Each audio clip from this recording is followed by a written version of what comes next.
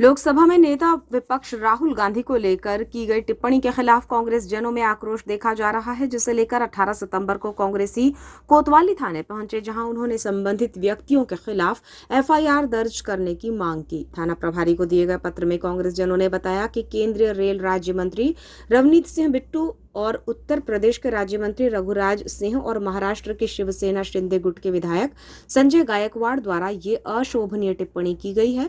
बताया गया कि इन्होंने राहुल गांधी के प्रति सार्वजनिक रूप से ऐसे शब्दों का प्रयोग कर उनका अपमान किया है।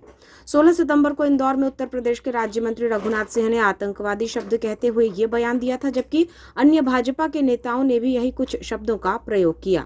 बताया गया कि इससे कांग्रेसियों की भावना आहत हुई है, इसलिए कोतवाली थाने पहुंचकर कड़ी कार्यवाही किए जाने की मांग रखी गई है। कोतवाली थाने पहुंची बालाघाट विधायक अनुभा मुंजारे ने कहा कि हमारे भारत देश में भाजपा का कुशासन चल रहा है, क्योंकि ये लोग सुशासन की बात करते हैं। इनके नेताओं की स्तरहीन बयानबाजी असहनीय हो चुकी है। विगत दिनों लोकसभा विपक्ष नेता राहुल गांधी के बारे में रेल राज्य मंत्री ने शर्मनाक और आपत्तिजनक बयान दिया है, जो अशोभनीय है।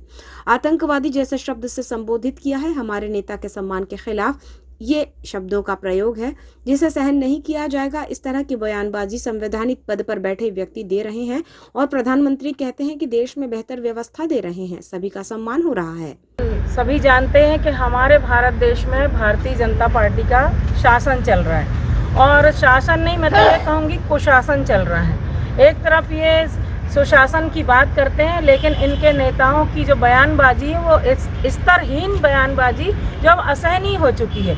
विगत दिनों हमने देखा कि हमारे जो कांग्रेस के नेता हैं, सम्मानीय राहुल गांधी जी, जो भी वर्तमान में लोकसभा में विपक्ष के हमारे नेता हैं, उनके खिलाफ रेल राज्य मंत्री रणदीप सिंह बिट्टू ने बहुत ही शर्मनाक और आपत्तिजनक बयान दिया है, जो किसी भी एक संवैधानिक पद पे बैठे हुए व्यक्ति के लिए बहुत ही अशोभनीय है। उन्होंने सम्मानीय राहुल गांधी जी को आतंकवादी जैसे शब्द से संबोधित किया है और बहुत आपत्तिजनक शब्दों का उनके सम्मान के खिलाफ प्रयोग किया है कि राहुल गांधी जी आतंकवादी हैं और देश में आतंकवाद फैलाने का काम कर रहे हैं। इनके बयान जो है आतंकवाद को बढ़ावा देने वाले हैं और गोले बारूद बनाने का ये बढ़ावा दे रहे हैं, आगे बढ़ा रहे हैं आतंकवाद को।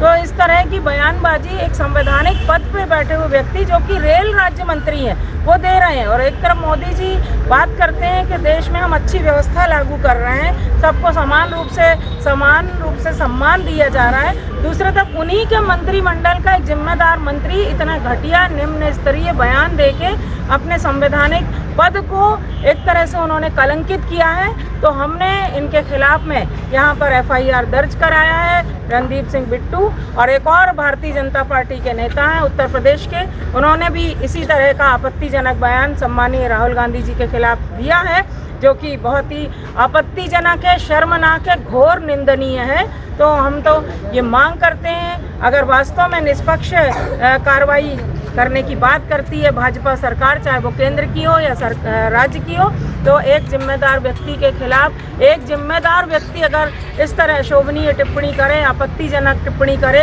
एक व्यक्ति को आतंकवादी जैसे शब्दों से संबोधित करे, सम्मानीय पद पे बैठे हुए व्यक्ति को, तो ऐसे व्यक्ति के खिलाफ हमारी जो न्याय प्रक्रिया है उसके तहत कार्रवाई होना चाहिए। और इसी के तहत हमारे जिला कांग्रेस कमेटी के सभी सम्मानीय हमारे पदाधिकारी भाई और बहनें यहाँ पर थाना कोतवाली बालाघाट में एफआईआर दर्ज कराने आए हैं, और हमें पूरा विश्वास है कि उनके खिलाफ एफआईआर दर्ज होगी और कठोर कार्रवाई उनके खिलाफ होगी।